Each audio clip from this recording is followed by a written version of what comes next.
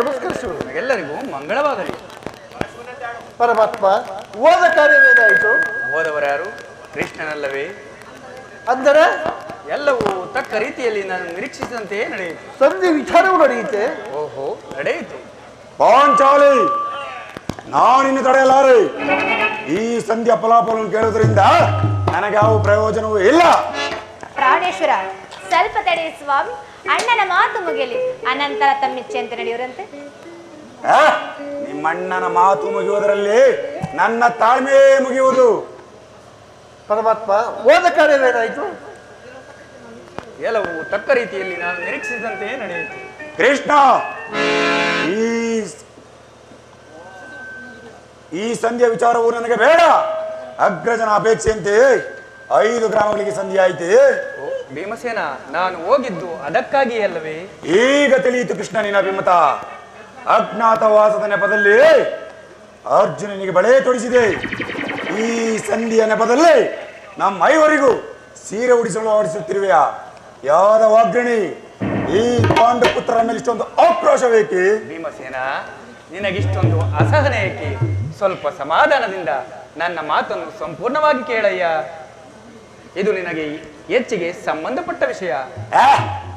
ಈ ಸ್ವಾಭಿಮಾನ ಶೂನ್ಯದ ಸಂಧಿಯೊಡನೆ ಈ ಪ್ರಚಂಡ ಭೀಮನಿಗಂತಹ ಸಂಬಂಧ ಇರುವುದಯ್ಯ.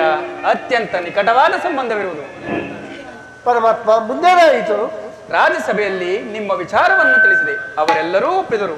ಯಾರ್ಯಾರು ಒಪ್ಪಿದರು? ಪರಮಾತ್ಮ, ಭೀಷ್ಮ, ದ್ರೋಣ, ಕೃಪ, ಅಶ್ವತ್ಥಾಮ ಮುಂತಾದವರು. ಅವನೆಂದರೆ ಆ ಕುರುಕುಲದ ಕುನ್ನಿ ಕೌರವ. ಅವನು ಸಹ ಒಪ್ಪಿದನು. ಏನು ನನಗೆ ಕೆಲಸವಿಲ್ಲ ಕೃಷ್ಣ. ಈ ದುರ್ವಾರ್ತೆಯನ್ನು ಕೇಳಬೇಕೆಂಬುದೇ ನಿನ್ನ ಇಚ್ಛೆ ಆಗಿತ್ತು. ಸಾಧಿಸಿದೆ, ಚೆನ್ನಾಗಿ ಸಾಧಿಸಿ. ಸಹೋದರರೇ, ನಿಮ್ಮ ಪೌರುಷದ ಪುರಸ್ಕಾರವನ್ನು ನೀವೇ ಬಂಧಿಸಿರಿ. ಯಾಕೆ ನೀನು ಇಯಾಸಳಾಗಬೇಡ. ಈ ಭೀಮನು ಬದುಕಿದ್ದರೆ ನಿನ್ನ ಬಿಚ್ಚಿದ ಮುಡಿಯನ್ನು ಕಟ್ಟಿಸುವನು. ಭೀಮಸೇನ, ಸ್ವಲ್ಪ ನಿಲ್ಲಯ್ಯ. ನೀನು ನಿಜವಾಗಿಯೂ ಹಿಡಿಂಬಾಪತಿಯ ಸೇರಿ. ನಿನಗೆ ಇಷ್ಟೊಂದು ಕೋಪವಿಲ್ಲದಿದ್ದರೆ ಆ ರಕ್ಕಸಿಯನ್ನು ಆಳುವುದು ಹೇಗೆ ಸಾಧ್ಯ? ಸ್ವಲ್ಪ ಸಮಾಧಾನ ತಂದುಕೊಂಡು ನನ್ನ ಮಾತನ್ನು ಸಂಪೂರ್ಣವಾಗಿ ಕೇಳು. ನಾನು ಮೊದಲೇ ಹೇಳಲಿಲ್ಲವೇ, ಇದು ನಿನಗೆ ಹೆಚ್ಚಿಗೆ ಸಂಬಂಧಪಟ್ಟ ವಿಷಯವೆಂದು? ಸುಮ್ಮನೆ ನನ್ನ ಕಾಡಬೇಡ ಕೃಷ್ಣ. ಈ ಸಂಧಿಯ ಸುದ್ದಿಯು ನನಗೊಪ್ಪದು. ಭೀಮಸೇನ, ನಿನಗೊಪ್ಪುವ ವಿಚಾರ ಬಂದಿರುವುದು. ಆ ದುರ್ಯೋಧನನು ನಿನಗೊಂದು ಪ್ರಿಯವಾದ ಸಂದೇಶವನ್ನು ಕಳಿಸಿರುವನು. ದುರ್ಯೋಧನ ಸಂದೇಶ? ಹಾಗಾದರೆ ಇದರ ಉದ್ದೇಶ ಸಂಧಿ ಆಗಿರಲಾರದು. ಕೃಷ್ಣ, ಹೇಳು, ಏನೋ ಸಂದೇಶ? ನೀನು ಆ ಸಂದೇಶವನ್ನು ಕೇಳುವ ಇಚ್ಛೆ ಇದ್ದರೆ ನನ್ನ ಬಳಿ ಕೈಕಟ್ಟಿ ಕುಳಿತುಕೊಳ್ಳಬೇಕು. ಇದೇನು ಪರ್ಯಾಸವೇ ಕೃಷ್ಣ? ಇದು ಪರ್ಯಾಸವಲ್ಲ ಭೀಮಸೇನ. ನಿನ್ನನ್ನು ಕಂಡರೆ ನನಗಷ್ಟೊಂದು ಭಯ. ನಿನ್ನ ಗದೆಯನ್ನು ಸ್ವಲ್ಪ ದೂರ ಬಿಟ್ಟು ನನ್ನ ಬಳಿ ಮಂಡಿಯನ್ನು ಊರಿ ಕುಳಿತುಕೋ. ಇದು ನಿನ್ನ ಅಪೇಕ್ಷೆಯಂತೆ ಕುಳಿತುಕೊಳ್ಳುವನು. ಹೇಗಲಾದರೂ ಹೇಳಿಬಿಡು. ನೀನು ಕೋಪ ಮಾಡುವುದಿಲ್ಲವಷ್ಟೇ? ಅದು ಆಗಲಿ. ಈಗ ನೀನು ನನ್ನ ಬಂದಿ. ಅದು ಕ್ಷಣ ಕಾಲ ಮಾತ್ರ.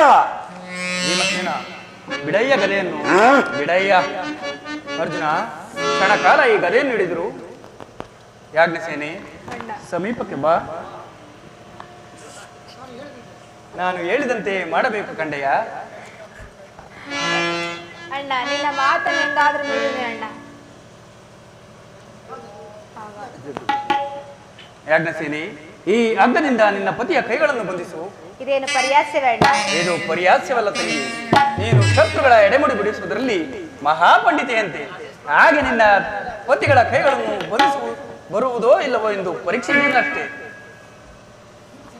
ಭೀಮಸೇನ, ನಿನಗೆ ಆ ಸಂದೇಶವನ್ನು ಕೇಳುವ ಇಚ್ಛೆ ಇದ್ದರೆ ಪಾಂಚಾಲಿ, ಕೃಷ್ಣನು ಹೇಳಿದಂತೆ ನನ್ನ ಕೈಗಳನ್ನು ಭದ್ರವಾಗಿ ಬಂಧಿಸು.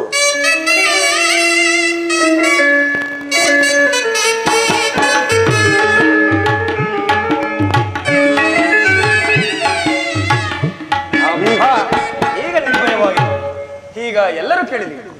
ಭೀಮನ ಕರಗಳನ್ನು ಬಂಧಿಸಿರುವ ಹಗ್ಗವು ಆ ದಿನ ರಾಜ್ಯಸಭೆಯಲ್ಲಿ ನನ್ನ ಅಂಗಾಂಗಗಳನ್ನು ಬಂಧಿಸಲಿಕ್ಕೆ ಯಾರು ಯಾರು ಆ ಕರೆ ಬರೆದವರು?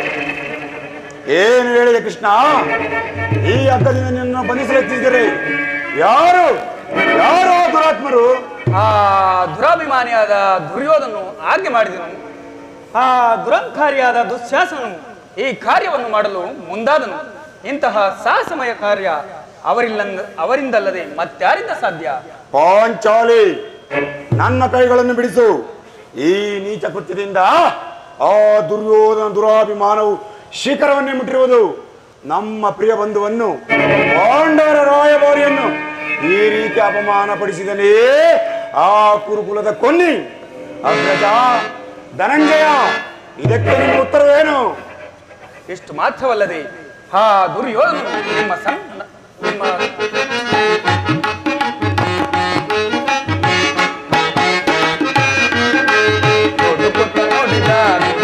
ನೋಡಿದ ಕೌರವನು ಹಿಡಿಂಬಾಪತಿ.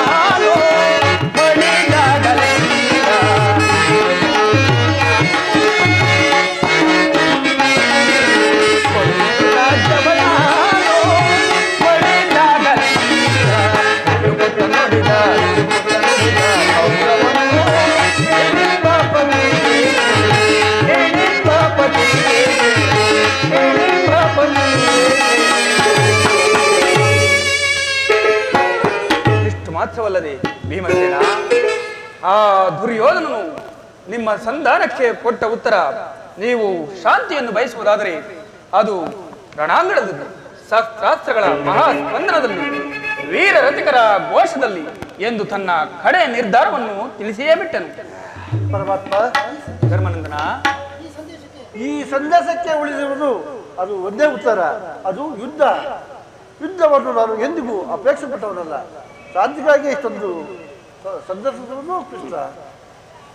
ಪಾಂಚಾಲಿ, ನನ್ನ ಕೈಗಳನ್ನು ಬಿಡಿಸು. ಓಹೋ, ನೀನೆಲ್ಲಿ ಬಿಡಿಸುವೆ? ಮೊದಲೇ ಸಮಯ ಸಾಧಕಿ. ಅಗ್ರಜ, ನನ್ನ ಕೈಗಳನ್ನು ಬಿಡಿಸು. ನೀನೆಲ್ಲಿ ಬಿಡಿಸುವೆ? ಮೊದಲೇ ಧರ್ಮದ ಗೊಡ್ಡು. ಓ ಅರ್ಜುನ, ನೀನಾದರೂ ನನ್ನ ಕೈಗಳನ್ನು ಬಿಡಿಸು. ನೀನೆಲ್ಲಿ ಬಿಡಿಸುವೆ?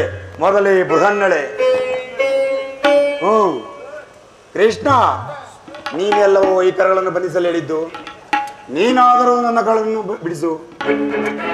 ಬೇಡ, ಯಾರೂ ಬಿಡಿಸುವುದು ಬೇಡ. ಈ ತುಂಡು ಹಗ್ಗವು ಏ ಪ್ರಚಂಡ ಭೀಮನಿಗೊಂದು ಸರಿಸಾಟಿ ಆಗಬಲ್ಲದೆ. ನಾನೇ ಬಿಡಿಸಿಕೊಳ್ಳುವೆನು. ಹಾರ ಹಾರ ಹಾರ ಹಾರ ಮಾಡಿ.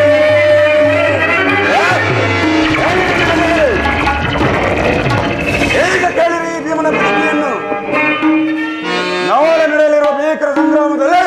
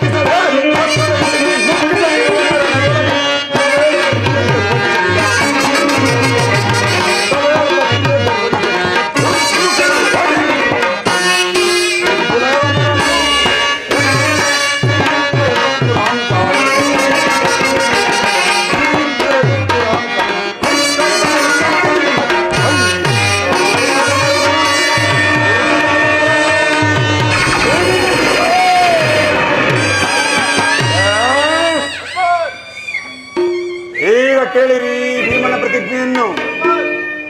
ನಾನು ವಾಯುದೇವನಂತದಲ್ಲಿ ಜನಿಸಿದ್ದೆ ನಿಜವಾಗಿದ್ದರೆ, ವಾಯು ಕುಂತಿದೇವಿಯ ಸ್ತನ್ಯಪಾನ ಮಾಡಿದ್ದೆ ಸತ್ಯವಾಗಿದ್ದರೆ, ನಾಳೆ ನಡೆಯಲಿರುವ ಭೀಕರ ಸಂಗ್ರಾಮದಲ್ಲಿ ಕೌರವರ 99 ಮಂದಿ ಸಹೋದರನ್ನು ನಿರ್ಮಲವಾಗಿ ನಾಶ ಮಾಡಿ ಆ ದುರುಳ ದುಶ್ಯಾಸನನ ವಕ್ಷಸ್ಥಳವನ್ನು ಒಡೆದು ಅವನ ಗುಂಡಿಗೆಯ ಬಿಸಿ ರಕ್ತದಿಂದ ಪಾಂಚಾಲಿಯ ಬಿಡುಮುಡಿಯನ್ನು ಕಟ್ಟಿಸುವನು. ಆ ನಂತರ ಆ ದರ್ಪಿತ ದುರ್ಯೋಧನನ ತೊಡೆಯನ್ನು ಮರಿದು ನನ್ನ ಎಡಗಾಲಿನಿಂದ ಹಾತು ಪುಡಿ ಮಾಡಿ ಅವನ ರಾಜಮುಕುಟವನ್ನು ಕಿತ್ತು ನೆಲಕ್ಕಪ್ಪಳಿಸಿ, ಇಲ್ಲವಾದರೆ ಪರಮಾತ್ಮ ಭೀಮಸೇನ ಧಿಕ್ಕರಿಸುವರ ತೊಡಗಿಸದ ಬಿಡುವನ,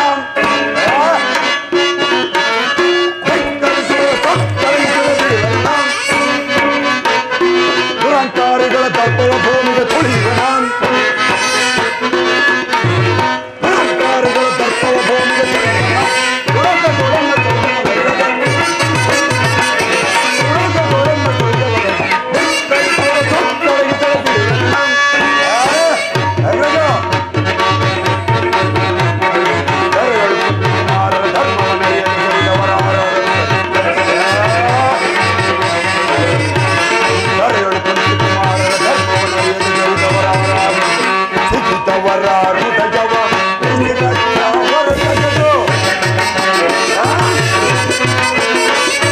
ಸಿಗಿದವರಾರು